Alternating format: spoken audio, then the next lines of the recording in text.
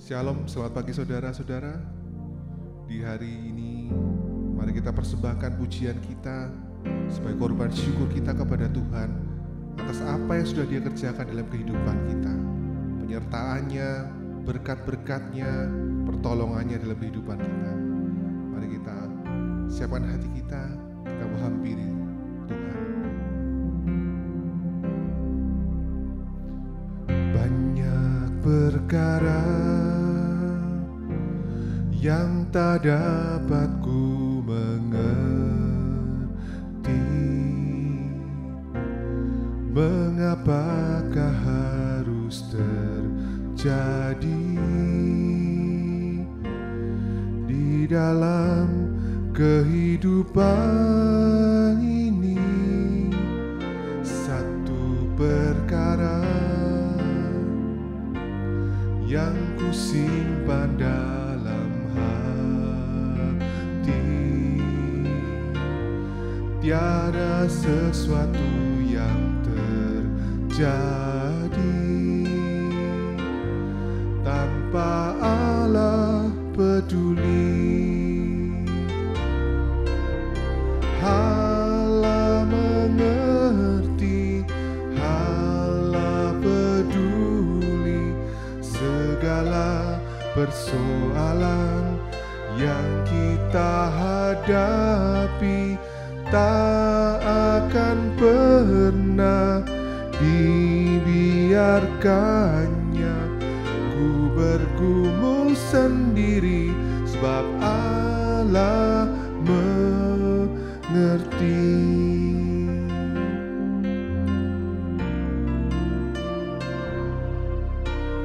Banyak perkara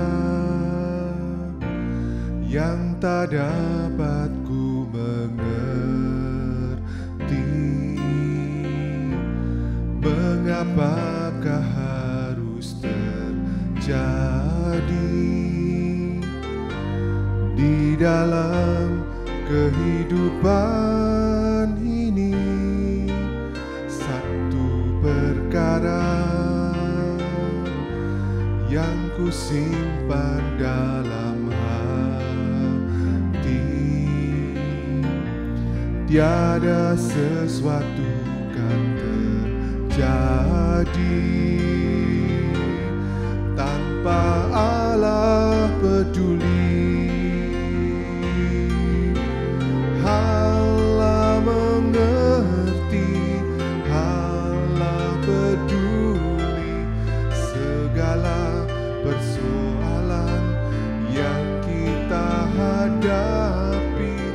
Tak akan pernah dibiarkannya ku bergumul sendiri, sebab Allah mengerti. Allah mengerti, Allah peduli segala persoalan yang kita hadapi. Tak akan pernah dibiarkannya ku bergumul sendiri, sebab Allah mengerti. Allah mengerti, Allah mengerti, Allah peduli segala persoalan yang kita hadapi. Takkan pernah dibiarkannya ku bergumul sendiri, sebab Allah mengerti. Takkan pernah dibiarkannya ku bergumul sendiri, sebab Allah mengerti. Tak dibiarkan ku bergumul sendiri, sebab Allah mengerti.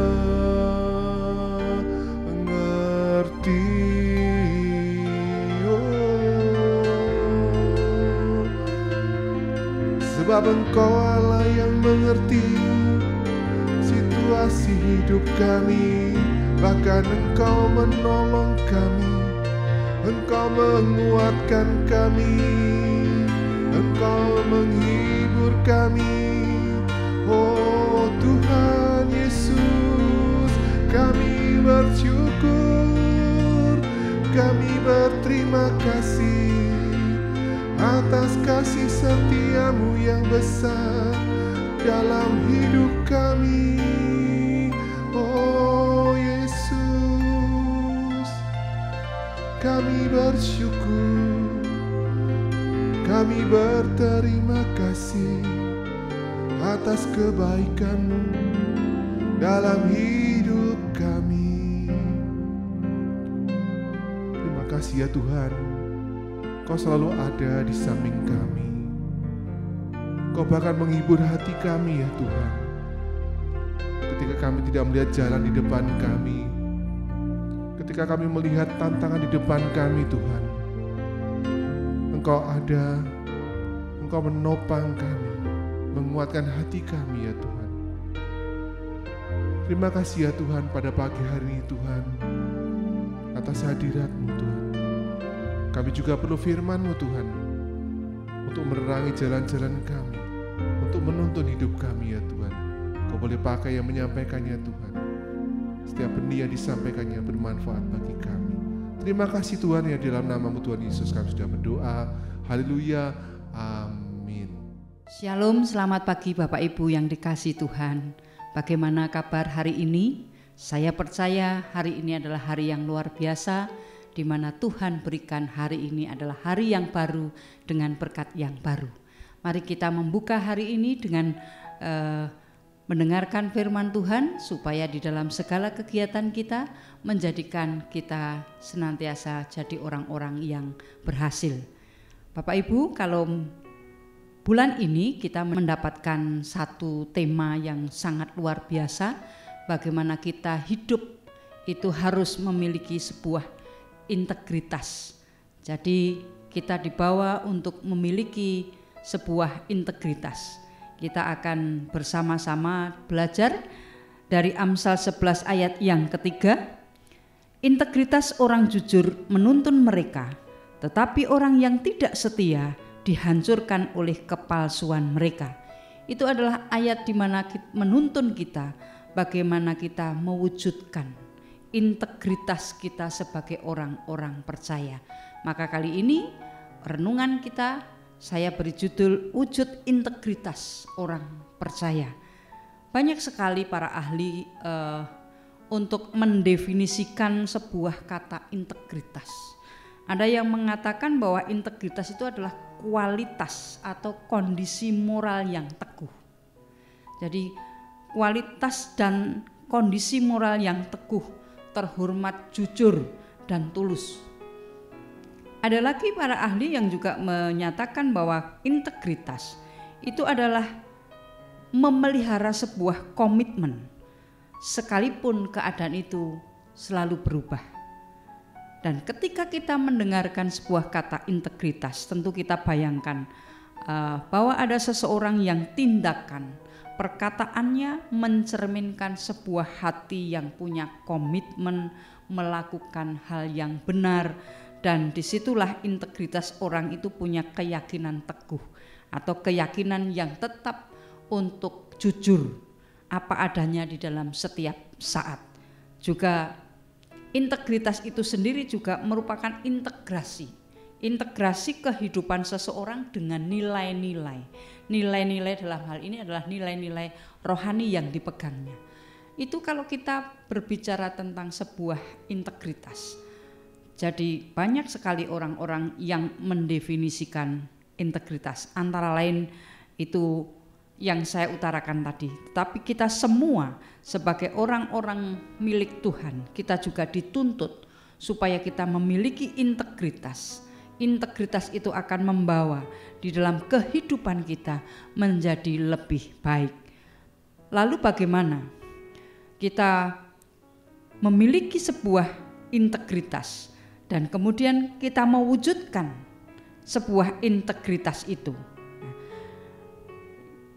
wujud integritas orang percaya kita bisa baca dari Amsal 15 ayat yang ketiga. Mata Tuhan ada di segala tempat, mengawasi orang jahat dan orang baik. Kalau kita ini mau mewujudkan sebuah integritas sebagai orang percaya, kita harus melakukan apa yang benar. Jadi wujud integritas kita sebagai orang percaya yang pertama adalah kita harus melakukan apa yang benar. Walaupun orang itu tidak melihat kita. Bahkan kalau kita sebenarnya memperhatikan, kita ini walaupun tidak dilihat oleh orang lain, ada mata Tuhan yang tertuju kepada kita. Karena Tuhan melihat di segala tempat, mengawasi kita semua. Kemudian juga di dalam Amsal 1 ayat yang ke-7, takut akan Tuhan adalah permulaan pengetahuan. Bapak, Ibu, dan saudara-saudara yang dikasihi Tuhan, ketika kita mau mewujudkan sebuah integritas, rasa takut akan Tuhan itu harus menjadi rasa takut akan Tuhan yang sehat. Artinya yang positif, bahwa kita ini diawasi oleh Tuhan. Itu bukan untuk tujuan bahwa Tuhan itu akan menghukum, tidak, tapi kita dimotivasi. Jadi kita mendapatkan motivasi untuk supaya hidup dan berjalan serta berbicara dengan sesuai firman Tuhan. Jadi kata takut akan Tuhan itu merupakan permulaan pengetahuan yang kita kaitkan di dalam kehidupan kita yang memiliki sebuah integritas. Itu adalah tujuannya adalah memotivasi supaya kita memiliki hidup yang benar. Karena mata Tuhan terus memperhatikan kita. Bukan berarti Tuhan itu melihat menunggu kita supaya kita ini diawasi, mungkin suka dikritik, bukan. Tetapi Tuhan selalu memiliki tujuan supaya hidup kita ini memiliki sebuah keyakinan bahwa Allah itu penuh kasih. Sehingga melalui penglihatan Tuhan kita dibawa untuk tetap hidup berjalan sesuai dengan kehendak Tuhan. Lalu ketika kita sudah mewujudkan integritas kita yang tertuju kepada Tuhan, bagaimana integritas itu penting bagi kehidupan kita sebagai orang percaya. Karena integritas itu sendiri menolong kita untuk hidup takut akan Tuhan. Nah, takut akan Tuhan bukan karena hukuman, karena pelanggaran kita orang-orang berdosa, tetapi karena kita itu menghormati kekudusan Allah, mengasihi Tuhan sebagai pribadi yang sudah mengasihi kita. Maka ketika kita memiliki sebuah integritas, maka integritas itu justru sebagai penolong kita supaya kita hidup benar dan takut akan Tuhan. Di dalam Mazmur 51 ayat yang ke-12, jadikanlah hatiku tahir ya Allah, dan perbaharuilah batinku dengan roh yang teguh. Ini merupakan sebuah kerinduan oleh Daud yang dinyatakan di dalam sebuah doa. Karena ketika Daud itu merasakan sebuah kegagalan dari sebuah kehidupannya, dia gagal menjalani kehidupan yang memiliki integritas. Dia akhirnya sadar bahwa dia ini harus memperbaharui hati dengan roh yang teguh di dalam Tuhan. Itulah mengapa kita harus yang namanya mewujudkan integritas di dalam kehidupan kita. Dan di dalam Amsal 23 ayat yang ke-17, janganlah hatimu iri kepada orang yang berdosa, tetapi takutlah akan Tuhan senantiasa. Artinya ketika integritas itu ada di dalam hidup kita, kita tidak boleh menaruh yang namanya rasa iri itu di dalam kehidupan kita. Karena dengan demikian kalau kita sampai ada iri di dalam diri kita, membawa terseret ke dalam dosa, dan integritas itu tidak akan kita miliki. Bapak, Ibu, dan saudara-saudara yang dikasihi Tuhan, integritas itu memang tidak bisa dilihat secara kasat mata. Apakah orang ini memiliki integritas di dalam kehidupannya, ataukah itu setengah integritas? Tetapi integritas itu akan kita lihat di dalam kehidupan pribadi lepas pribadi.